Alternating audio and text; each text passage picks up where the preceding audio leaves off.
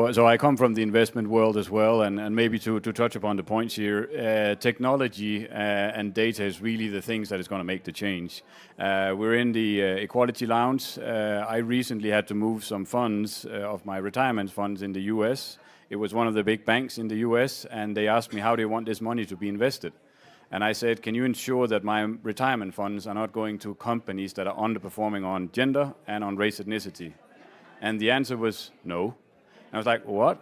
Because they give me the option for weapon, they give me the option for no tobacco, deforestation. So again, it comes back to the technology is there, and this is really where we really generate change, because then we can start changing the capital flows. And maybe as a final good example on it, we did an analysis of the entire Danish population's retirement funds after this incident. I started thinking. So we did that and saw how has the Danish retirement funds been invested from a diversity, equity, and inclusion perspective. And the results were sadly not that positive. So there was like 97 billion invested in companies without a single woman.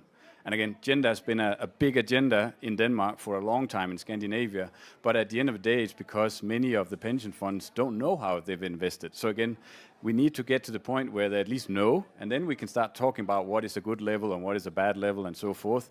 But it really all comes down to, technology and data and examples of that. So that's what I'm looking forward to a lot for this, because it's the same with sustainability. We need to know how has it been from a biodiversity perspective, or carbon, or water. So this is really the only way we're going to get some change.